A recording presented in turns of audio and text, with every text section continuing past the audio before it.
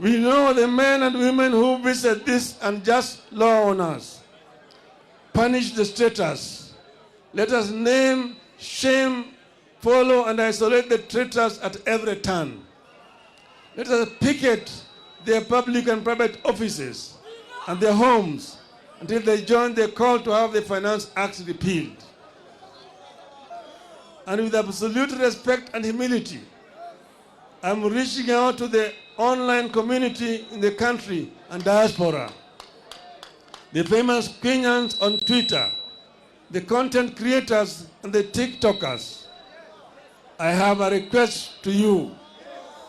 Let us gather and share information about the traitors, their Twitter and other social media accounts, telephone numbers, and email addresses, and use this to show the oppressors that power belongs to us, the people.